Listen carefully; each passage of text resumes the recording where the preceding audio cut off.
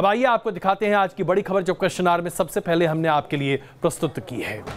2 करोड़ बांग्लादेशी गैर कानूनी तरीके से हिंदुस्तान में घुस चुके हैं और तकरीबन 1 करोड़ से ज्यादा बांग्लादेशी सिर्फ असम में रहते हैं जो कि गैर कानूनी तरीके से रहते हैं। 40,000 से ज्यादा रोहिंग्या मुसलमान हिंदुस्तान में गैर कानूनी तरीके से घुस चुके हैं और हिंदुस्तान में रह रहे हैं, हिंदुस्तानियों की तरह रह रहे हैं। इन घुसपैठियों की वजह से देश की सुरक्षा पर कितना बड़ा संकट है, यह बात हम सब के सामने दीगर है। और इस बात को लेकर न सिर्फ सरकार चिंतित है बल्कि सेना भी चिंतित है, क्योंकि जो अवैध तरीके से घुसे लोग हैं, ये लोग आज हिंदुस्तान की सुरक्षा के लिए सबसे बड़ी कमी है। और इसी सुरक्षा की कमी और खामी को जनरल विपिन रावत ने अपने बयान से साबित करने की कोशिश की थी, जिन्होंने यह कहा था कि गैर कानूनी तरीके से असम में और उत्तर पूर्वी राज्यों में घुसे बांग्लादेशी मुसलमान बहुत बड़ा सुरक्षा खतरा है हिंदुस्तान के लिए, क्योंकि ये न सिर्फ आतंकवाद को प्रोत्साहित करते हैं बल्कि ये लोग दरअसल हिंदुस्तान की डेमोग्राफिक चेंज को बड़ा आयाम दे रहे हैं। जनरल रावत का यह बयान क्या सामने आया, राजनीति होने लगी। लेकिन पहले आपको दिखाते हैं कि सेना अध्यक्ष ने दरअसल कहा क्या। इन तस्वीरों में दिखता है कि घुसपैठिए कैसे किसी मुल्क की मुसीबत बन जाते हैं। इन तस्वीरों में दिखता है कि घुसपैठियों के कारनामे से कैसे हिंदुस्तानी दहशत में हैं। और घुसपैठ की ऐसी ही एक समस्या पर जब भारत के सेनाध्यक्ष चिंता जाहिर करते हैं तो उस पर भी सियासत शुरू हो जाती है। I don't think you can now change the population dynamics of this area. If it was 5 districts to 8 to 9 that the inversion has taken place, whichever be the government, there is a party called AIUDF. If you look at, they have grown in a faster time frame than with the BJP grew over the years. When we talk of the Jansangh with 2 members of parliament and where they have reached, the AIUDF is moving at a faster pace in the state of Assam. Finally, what will be the state of Assam? We'll have to take a call, I think, but we have to understand, we've got to appreciate to live with all the people who live in our region. दरअसल general Rawat उत्तर पूर्व में भारत की रक्षा चुनौतियों को लेकर बांग्लादेश से होने वाली घुसपैठ के असर पर बोल रहे थे, क्योंकि आंकड़े बताते हैं कि भारत में करीब 2 करोड़ बांग्लादेशी मुसलमान घुस चुके हैं। इनमें से 40% से ज्यादा यानी करीब 1 करोड़ मुसलमान असम में ही हैं। असम में इतनी बड़ी तादाद में बांग्लादेशी मुसलमानों की घुसपैठ कहें या तेजी से बढ़ती मुस्लिम आबादी का असर कि 1971 में असम की आबादी में मुसलमानों की संख्या 25% थी, जो 20 साल बाद 1991 में 28% हुई, लेकिन अगले 10 साल बाद 2001 में ये बढ़कर 31% पहुंच चुकी थी और आज असम की कुल आबादी में 34% मुसलमान हैं। जनरल रावत का कहना था कि असम के डेमोग्राफिक बदलाव में बांग्लादेशी घुसपैठिए बड़ी वजह हैं और इसी दौरान जनरल रावत ने बदरुद्दीन अजमल की पार्टी AIUDF का उदाहरण दिया। जनरल रावत के बयान पर AIUDF की ओर से बयान आता, उससे पहले दूर दक्षिण भारत से ओवैसी का बयान आ गया। ओवैसी ने लिखा, सेना प्रमुख को राजनीतिक मामलों में दखल नहीं देनी चाहिए, उनका काम किसी राजनीतिक पार्टी पर कमेंट करना नहीं, लोकतंत्र और संविधान इसकी इजाजत नहीं देता है। ओवैसी ने जनरल के बयान पर विरोध जताया तो AIUDF के अध्यक्ष बदरुद्दीन अकमल ने भी विरोध दर्ज कराया। एक तो जनरल रावत साहब ने जो कहा कि आसाम का डेमोग्राफिक चेंज अगर वो हो रहा है तो ये गवर्नमेंट का काम है। हमने बाकायदा मैंने पार्लियामेंट में कई मरतबा ये कहा कि चेयरमैन साहब हमारे माथे से बांग्लादेशी का दांत दूर दीजिए। हम लोग को बगैर बांग्लादेशी के इंडियन नेशनल लोग हैं, हमको इंडियन की हैसियत से जीने का हक दीजिए। हालांकि जनरल रावत के बयान के सियासी मायने निकालने को लेकर सेना ने सफाई भी दी और कहा कि जनरल रावत के बयान राजनीतिक या धार्मिक नहीं है, उन्होंने सिर्फ उत्तर पूर्व के हालात का जिक्र किया है। सेना प्रमुख के बयान पर सियासी बयानबाजी का सिलसिला अभी जारी है। हालांकि सरकार अब भारत के उत्तर पूर्व में चल रही पाक और चीन की साजिश के खिलाफ सजग और सतर्क कदम उठा रही है। रविकांत राय, न्यूज नेशन, दिल्ली। और इसीलिए आज हम आपके सामने ये महत्वपूर्ण सवाल रख रहे हैं और सवाल ये है कि क्या गैर कानूनी बांग्लादेशी घुसपैठियों को भारत में आने से रोका जाना चाहिए। सवाल एक बार फिर आपके सामने दोहराते हैं, क्या गैर कानूनी बांग्लादेशी घुसपैठियों को भारत में आने से रोका जाना चाहिए। ये सवाल हम चाहते हैं कि आप इसका जवाब दें। अगर आपको लगता है हाँ तो लिखिए NN स्पेस यस, अगर आपको लगता है ना लिखिए NN स्पेस नो। अपना SMS हमें भेजिए 56070 पर। 5670 पर आप अपना SMS भेजिए। आप अपनी राय ट्विटर के जरिए भी हमसे साझा कर सकते हैं। #NN अपनी राय लिखिए ताकि हम आपकी राय को प्रदर्शित कर सकें। जिस तरीके से आज असम में पूरा का पूरा डेमोग्राफिक चेंज आ चुका है, जनसंख्या के आधार पर सब कुछ बदला जा रहा है, ये एक बहुत बड़ी चुनौती है असम के लिए। जनरल रावत के बयान पर अल्पसंख्यक समुदाय के नेताओं ने विरोध तो जताया है, लेकिन भारतीय जनता पार्टी जनरल रावत के साथ खड़ी दिखाई देती है। भारतीय जनता पार्टी ने दावा किया है कि जनरल रावत ने तथ्यों को सामने लाने का बहुत बड़ा काम किया है, इसलिए इस पर किसी भी दल को कोई आपत्ति नहीं होनी चाहिए। उन्होंने कोई राजनीतिक पार्टी पर टिप्पणी की नहीं। अब वो जो आसाम में पार्टी बनी हुई है उस पर जो टिप्पणी करना, मानो वो जिस गति के साथ बढ़ रही है, तो सब बांग्लादेशी तो आए हैं वहाँ पर, बांग्लादेशियों के आधार पर ही राजनीति हो रही है।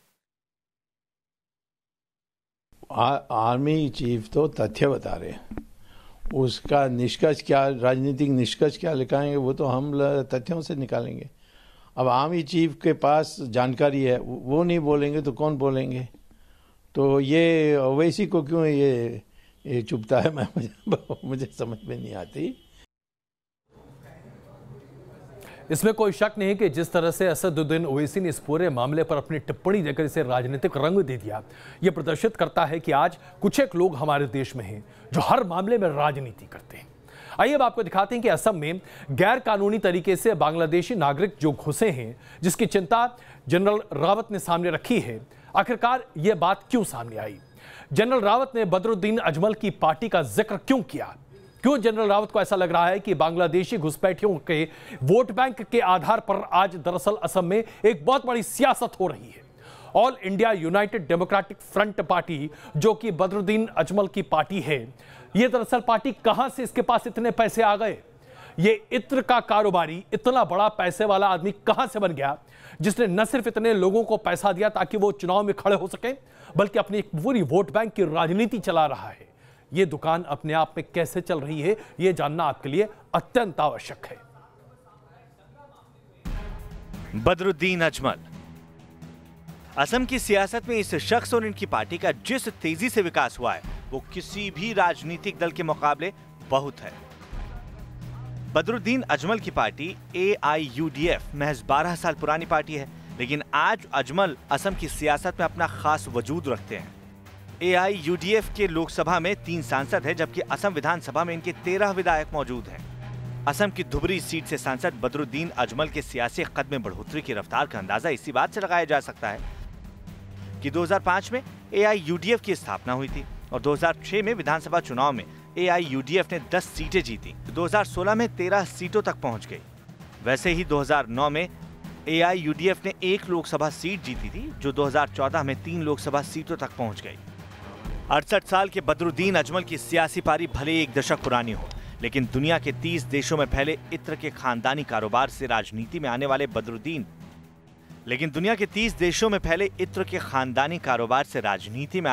बदरुद्दीन अजमल का जन्म मुंबई में हुआ। पढ़ाई लिखाई उत्तर प्रदेश के दारुल उलूम देवबंद से हुई। अस्पताल, शिक्षा, चमड़ा, रियल एस्टेट और इत्र का कारोबार देश से लेकर दुनिया तक फैला है, लेकिन सियासी पारी उत्तर पूर्व के असम में चल रही है और बदरुद्दीन की सियासत का आधार वोट बैंक उन्हीं 3 जिलों को माना जाता है जो बांग्लादेश से सटे हुए हैं। बांग्लादेश की सीमा से सटे धुबरी, करीमगंज और कचार, ये 3 जिले हैं जहां मुस्लिम आबादी 80%, 56% और 38% है। बदरुद्दीन अजमल खुद भी धुबरी से ही सांसद हैं। ऐसे में राजनीतिक तौर पर यह आरोप लगते रहे हैं कि बांग्लादेशी घुसपैठियों का बड़ा जनाधार अजमल के पक्ष में रहता है। Team news nation. तो देखा आपने किस तरह से बदरुद्दीन अजमल दरअसल मुंबई में पैदा हुए, उत्तर प्रदेश में शिक्षा पाई और राजनीति कर रहे हैं असम में। बात करते हैं बांग्लादेशियों की, जो कि गैर कानूनी तरीके से हिंदुस्तान में रह रहे हैं, और ये डेमोग्राफिक चेंज का फायदा नहीं है तो और क्या है? दरअसल आज की तारीख में हिंदुस्तान के कई ऐसे राज्य हैं जो बांग्लादेशी घुसपैठियों की वजह से बहुत त्रस्त हैं। आप असम की बात हमने आपके सामने प्रदर्शित की। पश्चिम बंगाल को आप इग्नोर नहीं कर सकते। पश्चिम बंगाल में मुस्लिम आबादी की बढ़ोतरी में बांग्लादेशी घुसपैठिए मुसलमानों की बहुत बड़ी संख्या है। बिहार में भी यह एक बहुत बड़ी समस्या बन चुका है और उसकी वजह से बिहार में कहीं ज्यादा वोट बैंक पॉलिटिक्स आगे बढ़ता चला जा रहा है। यहां तक कि दिल्ली में गैर कानूनी तरीके से बांग्लादेशी घुसपैठिए जो रह रहे हैं वो अपने आप में एक बहुत बड़ी समस्या है। आइए आपको दिखाते हैं बांग्लादेशी घुसपैठिए जो तकरीबन 2 करोड़ से ज्यादा हिंदुस्तान में हैं, वो दरअसल कैसे आज हिंदुस्तान के लिए नासूर हैं। भारत में मुस्लिम घुसपैठ के हालात इस तस्वीर से समझिए। भारत में एक तो बांग्लादेश की सीमा से असम और उसके आसपास घुसपैठ होती रही है और अब म्यांमार से विस्थापित हुए रोहिंग्या मुसलमान बांग्लादेश के रास्ते बड़ी तादाद में भारत में घुसने लगे हैं। बांग्लादेश में आने वाले घुसपैठियों की संख्या इतनी ज्यादा है कि सरकार ने जब घुसपैठ पर लगाम लगाने के लिए भारतीय नागरिकों के रजिस्ट्रेशन का काम शुरू किया तो ऊपरी असम के मुकाबले राज्य के मध्य और निचले इलाकों से लेकर बराक घाटी तक वेरिफिकेशन में तमाम दिक्कतें सामने आई, क्योंकि ये वही इलाके हैं जहां बड़ी संख्या में बांग्लादेशी मुसलमान रहते हैं। बांग्लादेशी मुसलमानों के अलावा इन दिनों रोहिंग्या मुसलमानों की आमद भी देश में बढ़ी है, क्योंकि म्यांमार से निकले करीब 7 लाख रोहिंग्या बांग्लादेश पहुंच गए थे। पहले तो ये बांग्लादेश में ठहरे, लेकिन फिर भारत में घुसने लग गए। आज हालात ये हैं कि एक अनुमान के अनुसार म्यांमार से भागकर करीब 40,000 रोहिंग्या मुसलमान भारत आ चुके हैं, जिसमें से 7,096 रोहिंग्या जम्मू में बसे हुए हैं।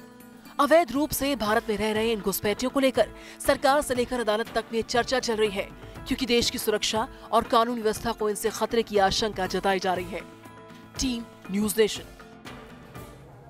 और इसलिए आज हम एक बार फिर आपके सामने ये सवाल रख रहे हैं। सवाल ये है कि क्या गैर कानूनी तरीके से घुसपैठिए जो बांग्लादेशी हैं उन्हें भारत में आने से रोकना चाहिए? क्या बांग्लादेशी घुसपैठियों को भारत में आने से रोकना चाहिए?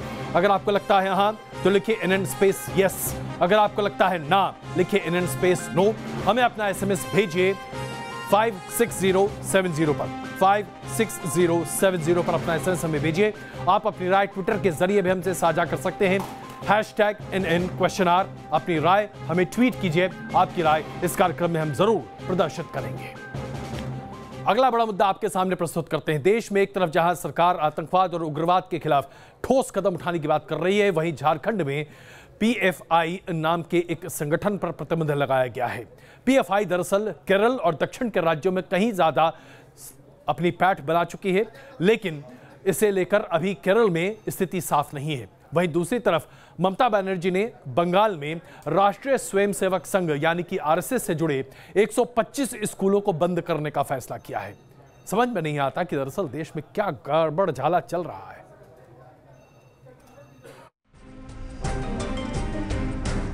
झारखंड में PFI बैन, बंगाल में संघ के स्कूल बैन।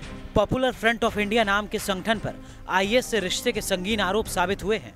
ऐसे में झारखंड की सरकार ने PFI को प्रतिबंधित संगठन घोषित कर दिया, तो दूसरी ओर पश्चिम बंगाल सरकार ने संघ से जुड़े 125 स्कूलों को बंद करने का फैसला लिया है। संगठन ने संथाल परगना के विभिन्न ग्रामीण क्षेत्रों में वातावरण को बिगाड़ने का काम किया था और सरकार के पास ऐसी जानकारी समय समय पर मिल रही थी, इसलिए सरकार ने इस प्रकार के ऐसे संगठनों पर प्रतिबंध लगाने का काम किया। झारखंड सरकार का कहना है कि पाकुड़ जिले में PFI के सक्रिय सदस्यों का IS से कनेक्शन सामने आया था, इसके बाद ये कार्रवाई की गई। दूसरी ओर पश्चिम बंगाल सरकार का कहना है कि संघ के 125 स्कूलों के पास शिक्षा विभाग का नो ऑब्जेक्शन सर्टिफिकेट नहीं है। No, we have identified 125 schools in different districts, mostly in North Bengal, are running without NOC. So we have advised the concerned DI and Education Department to stop and no NOC will be given to them. इतना सारे मदरसा है जहां पर पाकिस्तानी शिक्षा दिया जा रहा है, एंटी इंडियन शिक्षा जहां पर दिया जा रहा है, उस मदरसा को बंद करने के लिए उनका हिम्मत नहीं है। उन्होंने बाकी स्कूल को बंद करने के लिए कोशिश कर रहे हैं। ऐसा हो नहीं सकता, ऐसा बंगाल का जनता होने नहीं देंगे। हालांकि जब पार्थो चटर्जी से अवैध मदरसों को लेकर सवाल पूछा गया तो उनका कहना था कि मदरसे उनके अधिकार क्षेत्र में नहीं आते। Team news nation. दिल्ली में आम आदमी पार्टी को बड़ा झटका लगा है कि जो 2 विधायक जिनके ऊपर मारपीट का आरोप था उन्हें कोर्ट से राहत नहीं मिली, बल्कि उन्हें 14 दिनों की न्यायिक हिरासत में भेज दिया गया है। दिल्ली के मुख्य सचिव अंशु प्रकाश से मारपीट के इस मामले में विधायक अमानतुल्लाह खान और प्रकाश जरवाल को अब 30 हजारी कोर्ट में जो जमानत का फैसला था वो नहीं हो पाया। अदालत अब जमानत पर शुक्रवार को फैसला सुनाएगी। आपका विरोध, बीजेपी का विरोध। दिल्ली में आरोपों की सियासत की ये दो तस्वीर है। बीजेपी के कार्यकर्ता मनीष सिसोदिया के घर के बाहर प्रदर्शन कर रहे थे, तो आम आदमी पार्टी के कार्यकर्ता राजनाथ सिंह के बाहर प्रदर्शन कर रहे थे। इसी विरोध प्रदर्शन के बीच आम आदमी पार्टी के 2 आरोपी विधायकों को आज 30 हजारी कोर्ट में पेश किया गया। आप विधायकों ने जमानत की अर्जी लगाई, जबकि पुलिस 2 दिनों की रिमांड मांग रही थी। अदालत ने फैसला शुक्रवार तक के लिए टाल दिया और दोनों विधायकों को जेल भेज दिया गया।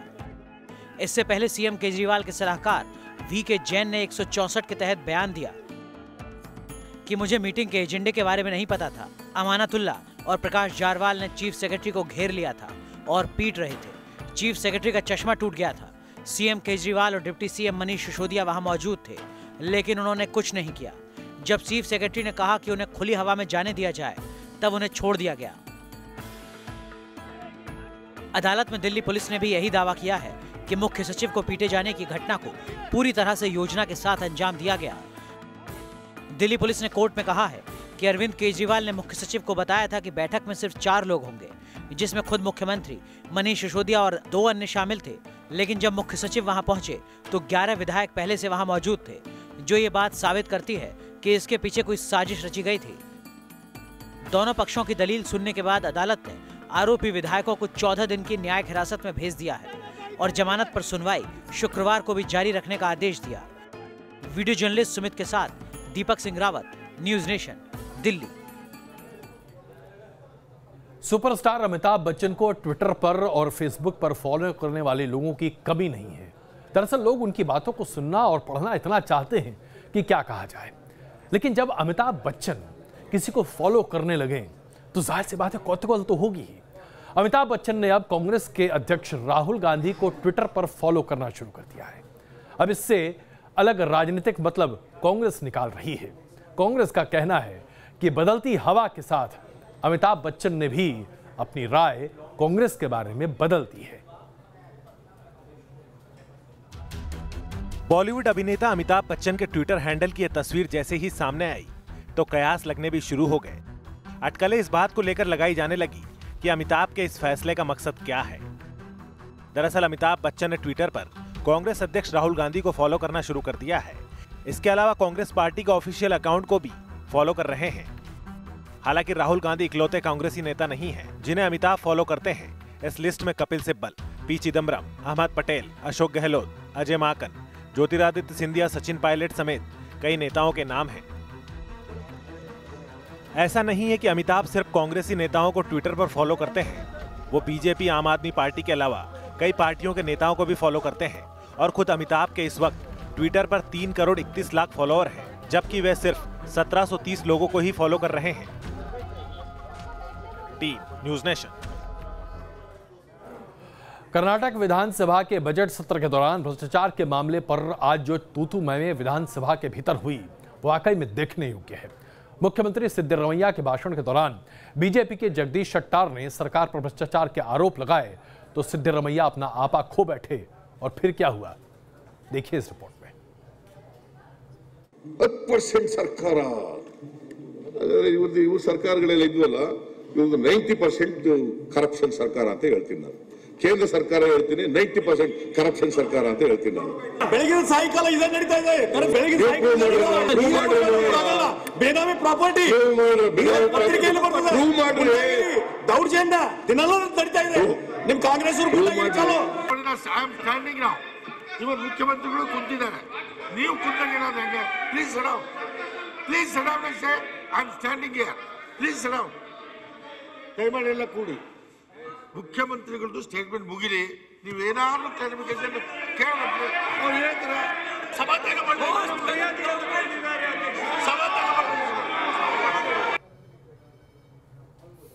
तो देखा आपने किस तरह से तूतू मैमे हो रही है कर्नाटक विधानसभा में। आखिरकार कर्नाटक में चुनाव भी तो सर पर है।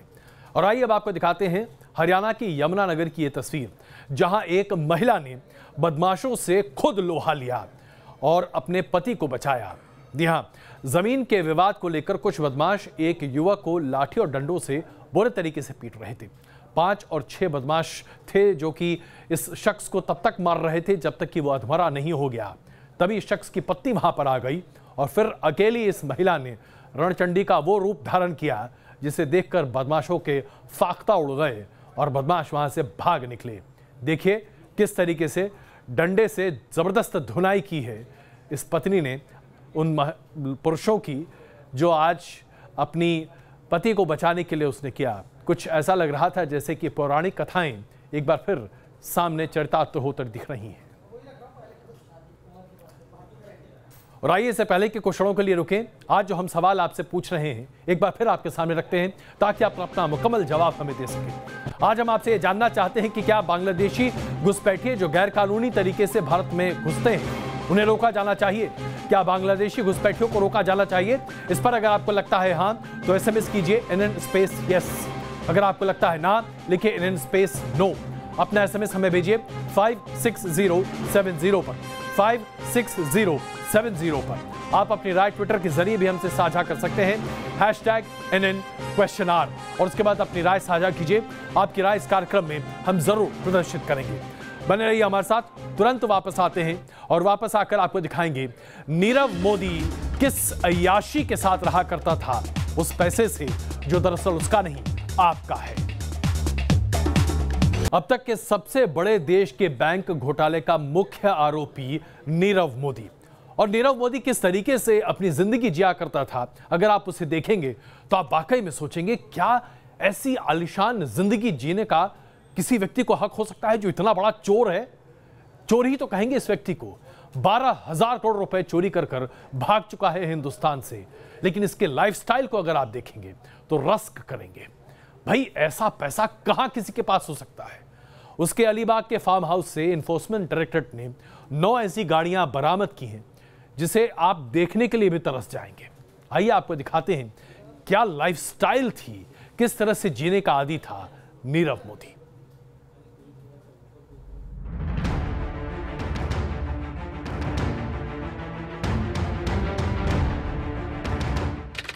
Rolls Royce, Mercedes SUV, Porsche Panamera, Fortuner, Innova. यही है नीरव मोदी की लग्जरी गाड़ियों का काफिला जिस पर ईडी ने शिकंजा कसा है। और सबसे बड़े बैंक घोटाले का मुख्य आरोपी नीरव मोदी कितनी लेविश लाइफ जीता था, इसका खुलासा ईडी की कार्रवाई में हुआ। ईडी ने नीरव मोदी की 10 करोड़ की 9 गाड़ियों को जब्त कर लिया। रोल्स रॉयस घोस्ट कार जिसकी कीमत करीब 6 करोड़ रुपए है, 2 मर्सिडीज बेंज GL 350 CDI कीमत करीब 2 करोड़ रुपए, पोर्श पैनामेरा कीमत 1 करोड़ 96 लाख रुपए, फॉर्च्यूनर कीमत तकरीबन 32 लाख रुपए, 2 होंडा CRV कीमत करीब 26 लाख रुपए, इनोवा कीमत लगभग 21.5 लाख से 25.5 लाख तक। ईडी ने नीरव के अलीबाग के फार्म हाउस से 9 महंगी आलीशान कारों को जब्त कर लिया। 27 एकड़ में बने नीरव मोदी के आलीशान फार्म हाउस को भी खंगाला गया। नीरव मोदी की इन कारों से जाहिर है कि उसे हर रेंज की गाड़ियां और हर मशहूर विदेशी ब्रांड की कारों में घूमने का शौक था। लेकिन देश को चूना लगाने वाले इस शातिर के खेल का खुलासा हुआ। उसकी दौलत का साम्राज्य ताश के पत्ते की तरह बिखरने लगा। महंगी और लग्जरी कारें उससे छिन गई। पीएनबी को लगभग 11,400 करोड़ रुपए की चपत लगाने वाले नीरव के साम्राज्य पर शिकंजा कसा जा रहा है। अब तक जांच एजेंसियों ने करीब 5,649 करोड़ रुपए के जेवर जब्त किए हैं और अब 9 लग्जरी गाड़ियों पर कार्रवाई की गई है। Team news nation. तो आपने गाड़ियों की उसकी फहरिस्त तो देख ही ली। आइए अब आपको जरा अलीबाग के नीरव मोदी के फार्म हाउस में ले चलते हैं। इस बात को जानकर आप हैरत में होंगे कि इस फार्म हाउस में जब वो ज्वेलरी शो किया करता था तो सब पेड़ों पर खुद हीरे लगाया करता था ताकि लोग जब वहां पर आएं तो चकाचौंध से इतने रिझ जाएं कि बस उसके तमाम चीजों को खरीद लें। और अपने ब्रांड प्रमोशन में पैसे किस तरह से पानी की तरह बहाता था, जरा देखिए उसके इस वीडियो में।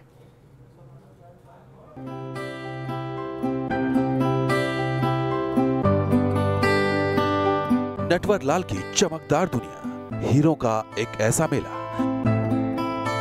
जहां पेड़ों पर सस्ते थे हीरे, देसी विदेशी ग्राहकों का लगता था जमावड़ा।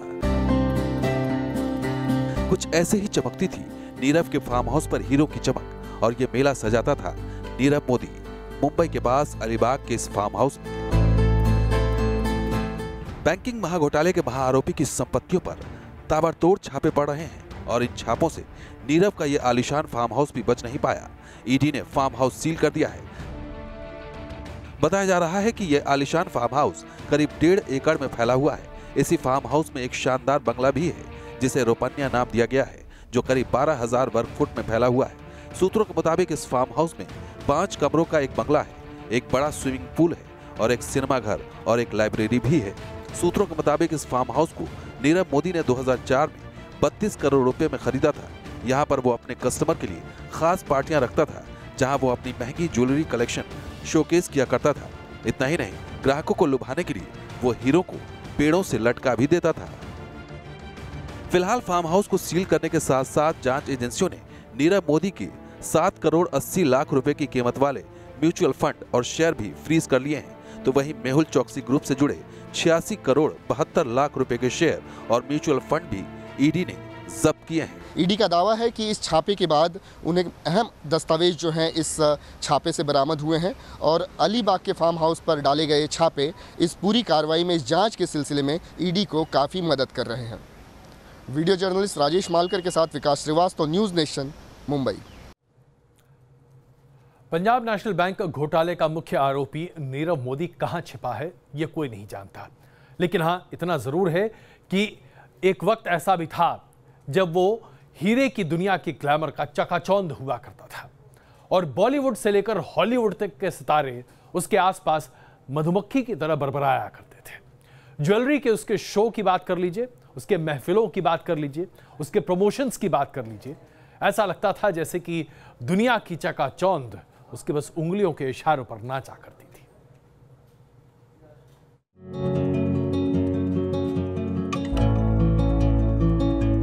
हीरे की चमक दमक और सितारों की महफिल, नीरव मोदी की अब तक यही दुनिया थी। सुपर मॉडल हो या फिर बॉलीवुड एक्ट्रेस, कई सितारे नीरव मोदी ब्रांड के ऐड में जलवे बिखेर चुके हैं।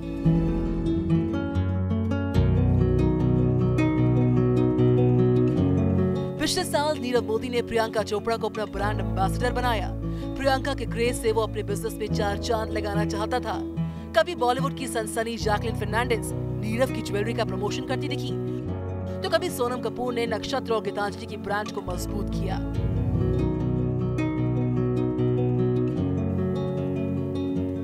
यूं तो नीरव मोदी का कारोबार दुनिया के कई देशों में फैला था। इसके लिए उसने हॉलीवुड में पैठ बढ़ाई। केट विंसलेट, डकोरा जॉनसन जैसे कई बड़े चेहरे उसके विज्ञापनों में नजर आए हैं। फर्जीवाड़े के माहिर खिलाड़ी नीरव मोदी ने बहुत कम वक्त में अपने ब्रांड की पॉपुलैरिटी को बढ़ा लिया और हॉलीवुड की कई अभिनेत्रियों को अपने साथ जोड़ लिया। विदेशों में ब्रांड ज्वेलरी शोकेस करने के लिए ऐसी महफिलें सजाता जिसमें हीरे की चमक और तेज हो जाती। नीरव मोदी का स्टाइल कुछ अलग था। कहते हैं कि वो अपने ब्रांड की मार्केटिंग ही कुछ इस तरह करता था कि कई बार खोटे हीरे भी लाखों करोड़ों में बिक जाते। अब पीएनबी घोटाले के मुख्य आरोपी नीरव मोदी का काला चिट्ठा खुला तो एक एक कर तमाम राज बाहर आने लग गए हैं। साथ ही सवाल भी है कि देश को चूना लगाकर ये शातिर कितनी लैविश लाइफ जीता आया है और बैंक को अंदर ही अंदर खोखला करता रहा। Team news nation. तो बैंक को 12,000 करोड़ का चूना लगाने के बाद नीरव मोदी इसी तरह की जिंदगी जी रहा है और अभी भी ऐसा माना जाता है कि शायद इसी आलीशान तरीके से वो अपनी जिंदगी जी रहा है। लेकिन विदेश मंत्रालय के प्रवक्ता रवीश कुमार ने बताया है कि एजेंसियों की रिपोर्ट के आधार पर कार्रवाई हो रही है, लेकिन नीरव मोदी दुनिया के किस कोने में छिपा बैठा है यह अभी तक पता नहीं है। कुछ लोगों ने जरूर कहा था कि अमेरिका के एक बहुत महंगे होटल में सबसे महंगे स्वीट में रह रहा है, लेकिन अभी तक उन तथ्यों की पुष्टि नहीं हो पाई। लोकेशन है, अभी मैं देख रहा था टेलीविजन, 8-10 कंट्रीज का नाम आ रहा है, कहीं भी हो सकते हैं। तो मैंने कहा भी था कि हम इस स्टेज पर नहीं आते हैं। देखिए, कुछ लीगल प्रोसेसेस हैं और कुछ कंप्लीट करनी होती। हमारे पास हमें एडवाइस आता है एजेंसी से कि हमने इनको यहाँ लोकेट किया है और वो उनका मामला है, वो कैसे करते हैं।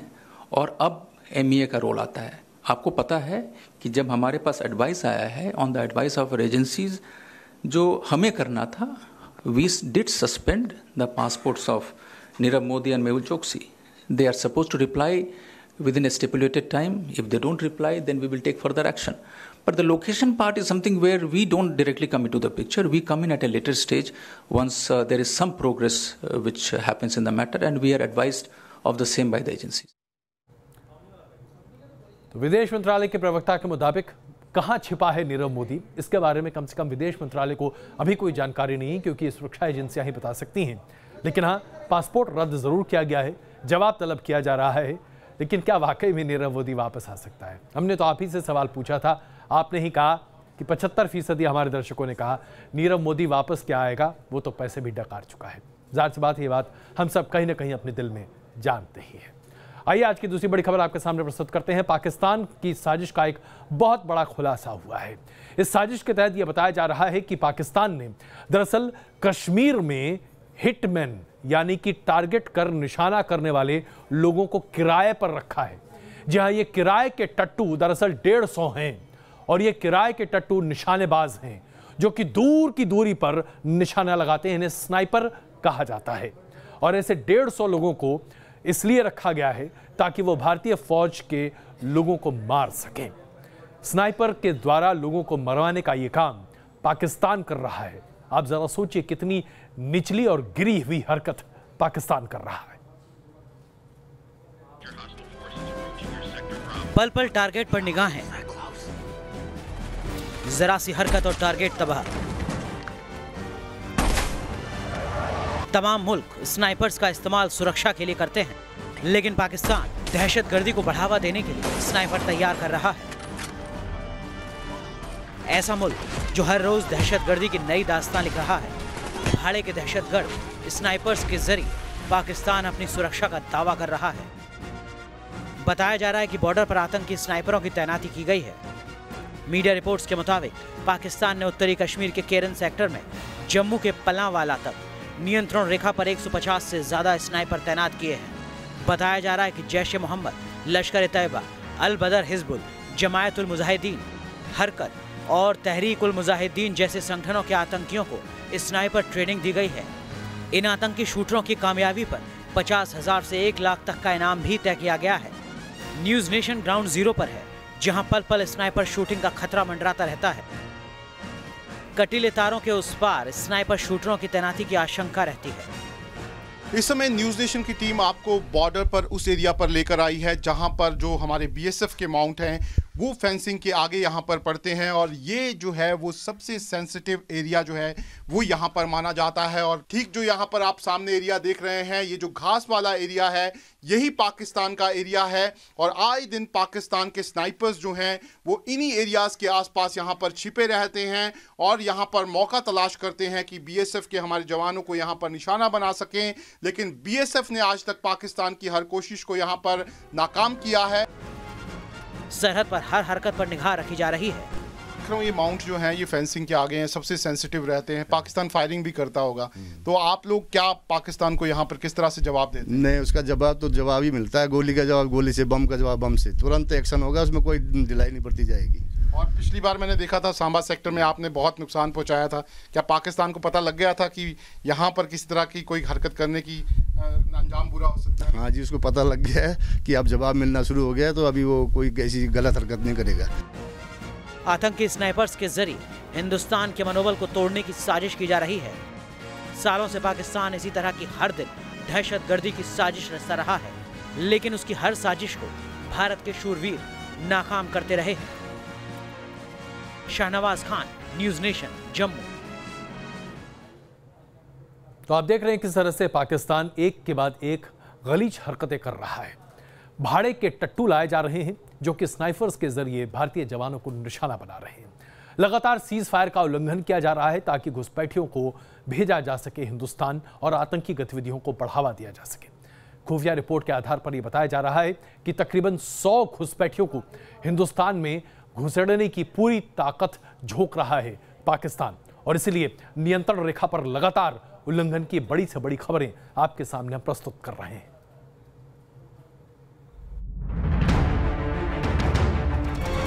हर दिन सीज फायर तोड़ रहा है पाकिस्तान। हर दिन निर्दोष लोगों को निशाना बना रहा है पाकिस्तान। सरहद पर पाकिस्तान को गोलीबारी महंगी भी पड़ी है। कुपवाड़ा में भारतीय सेना की कार्रवाई में 2 पाकिस्तानी सैनिक मारे गए हैं। हमले में एक पाकिस्तानी चौकी तबाह कर दी गई है। आतंकियों की घुसपैठ करवाने के लिए पाकिस्तान सीजफायर तोड़ता है, लेकिन घुसपैठ को रोकने के लिए बीएसएफ के जवान मुस्तैद रहते हैं। न्यूज नेशन की टीम जम्मू में इंटरनेशनल बॉर्डर पर है, जहां से घुसपैठ की अक्सर कोशिशें होती है। घुसपैठ नहीं हो, इसके लिए बीएसएफ के जवान चप्पे चप्पे पर निगरानी बनाए रखते हैं। घुसपैठ रोकने के लिए कारगर रणनीति बनाई गई है। ग्राउंड जीरो पर न्यूज नेशन ने बीएसएफ की सुरक्षा के पुख्ता इंतजामों का जायजा लिया। बॉर्डर पर आतंकी कैंपों में बैठे आतंकी लगातार भारतीय सीमा में घुसपैठ की कोशिशें कर रहे हैं, लेकिन बीएसएफ ने अब तक का आतंकियों की सारी कोशिशों को नाकाम यहां पर कर दिया है। और ये कोशिशें किस तरह से नाकाम होती हैं वो दिखाने के लिए हम आपको यहां पर लेकर आए हैं। बीएसएफ ने एक पूरा सिक्योरिटी ग्रिड जो है वो यहां पर बॉर्डर पर बनाया हुआ है। इस समय हम जिस एरिया में यहां पर बैठे हुए हैं ये एकदम सुनसान एरिया है, और इसी तरह के एरियाज जो हैं वो यहाँ पर आतंकवादी भारतीय सीमा में दाखिल होने के लिए इस्तेमाल करते हैं। लेकिन बीएसएफ के जवान यहाँ पे किस तरीके से तैनात रहते हैं वो आप यहाँ पर देख सकते हैं। इस साल अब तक पाकिस्तान 200 से ज्यादा बार सीजफायर तोड़ चुका है। 2017 में 881 बार सीजफायर उल्लंघन हुआ था। सरहद पर लगातार तनाव बढ़ाने की कोशिश करता रहा है पाकिस्तान। कश्मीर आतंक की आग में सुलगता रहे, यही पाकिस्तान का नापाक एजेंडा है। इसी एजेंडे को अंजाम तक पहुंचाने के लिए पाकिस्तानी सेना बार बार सीजफायर तोड़ रही है। आतंकियों को भारतीय सीमा में दाखिल करवाने की कोशिश रहती है, लेकिन सरहद पर इस तरह मुस्तैद चौकसी के जरिए हिंदुस्तान की सेना पाकिस्तान को मुंहतोड़ जवाब दे रही है। यहाँ पर बहुत सारे आतंकवादियों को मार गिराया गया है और पाकिस्तान के सारे मंसूबों को यहाँ पर फेल कर दिया गया है। वीडियो जर्नलिस्ट एजाज अहमद के साथ Shahnawaz Khan, news nation, international border, Jammu. Bulletin की शुरुआत में हमने आपको ताज़ा तस्वीरें दिखाई थी किस तरह से भारतीय फौज ने पाकिस्तान के खिलाफ जबरदस्त कार्रवाई की है। ये फुटेज कल का है जो कि भारतीय सेना ने जारी किया है, लेकिन इसमें आप देख सकते हैं कि पाकिस्तान के बंकरों को किस तरीके से उड़ाया जा रहा है भारतीय कार्रवाई के दौरान। रॉकेट्स का इस्तेमाल कर 2 पाकिस्तानी बंकरों को आज नेस्तनाबूद किया गया है, और ऐसा माना जा रहा है कि 2 पाकिस्तानी जवानों की जान भी इस भारतीय कार्रवाई में गई है। तो यह है मुंहतोड़ जवाब जो भारतीय वायुसेना पाकिस्तान को दे रहा है, माफ कीजिए भारतीय थल सेना दे रहा है। लेकिन अब भारतीय वायुसेना की एक बड़ी खबर, और वो इसलिए महत्वपूर्ण है क्योंकि अब तक फाइटर पायलट्स आमतौर पर वो पुरुष हुआ करते हैं जिन्हें देखकर महिलाएं अपना दिल बड़े आसानी से दे दिया करती हैं, बड़ी जाबाजी होती है और देखकर भी बड़ा मजा आता है। लेकिन अब महिलाएं भी फाइटर पायलट्स की भूमिका में हैं। अवनी चतुर्वेदी पहली ऐसी भारतीय महिला बन रही हैं जो मिग-21 को खुद उड़ा रही हैं। उन्होंने अपना इतिहास ही नहीं रचा बल्कि भारतीय वायुसेना का एक नया अध्याय शुरू किया है। अवनी चतुर्वेदी ने रचा इतिहास, बनी देश की पहली महिला फाइटर पायलट। अकेले उड़ाया मिग-21 बाइसन। सपना, जुनून और जांबाजी, अब बन गई है देश की पहली महिला फाइटर पायलट अवनी की कहानी। इंडियन एयरफोर्स की फ्लाइंग ऑफिसर अवनी चतुर्वेदी ने इतिहास रच दिया है। वो फाइटर प्लेन को अकेले उड़ाने वाली देश की पहली महिला फाइटर पायलट बन गई है। अवनी ने गुजरात के जामनगर में अपनी पहली ट्रेनिंग में अकेले मिग-21 बाइसन फाइटर प्लेन उड़ाया। Thereby becoming the first woman in India to fly a fighter aircraft solo. This is a major milestone for not only for Indian Air Force but for the nation and for the aviation history and women of this country. It's a red letter day, and this is one step towards achieving further professional accomplishment by the officer. And this reiterates Indian Air Force's commitment for providing a level playing field to our male and women officers. 18 जून 2016 को महिला fighter pilot बनने के लिए पहली बार 3 महिलाएं अवनी चतुर्वेदी, मोहना सिंह और भावना कांत को वायुसेना में कमीशन किया गया था, और इनमें से सबसे पहले अवनी ने अकेले फाइटर प्लेन उड़ाया। अभी तक वायुसेना में महिलाएं केवल ट्रांसपोर्ट विमान और हेलीकॉप्टर ही उड़ा सकती थी। अवनी ने मिग-21 बाइसन को अकेले उड़ाकर इतिहास रच दिया है। मध्य प्रदेश के रीवा की अवनी ने शहडोल से स्कूली पढ़ाई की और राजस्थान के वनस्थली यूनिवर्सिटी से बीटेक किया। इसके बाद उन्होंने भारतीय वायुसेना की परीक्षा को पास किया। अवनी के पिता इंजीनियर हैं, वहीं उनके भाई आर्मी में कैप्टन हैं। आज अवनी ने अकेले फाइटर प्लेन उड़ाकर साबित कर दिखाया कि दुनिया का कोई ऐसा काम नहीं जो महिलाओं के लिए मुमकिन ना हो। Team news nation. मथुरा में होली का रंग चढ़ने लगा है और बरसाना में खेली जाने वाली होली दुनिया भर में बड़ी मशहूर है। यहाँ पर रंगों की होली शुरू हो चुकी है। मंदिर में महिलाएं एक दूसरे को रंग लगा रही हैं।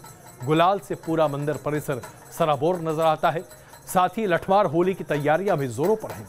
लठमार होली खेलने के लिए लठ चमकाए जा रहे हैं, जिनमें डंडों के साथ होली खेली जाती है और ये त्यौहार दुनिया भर में अपने आप में बड़ा मशहूर है।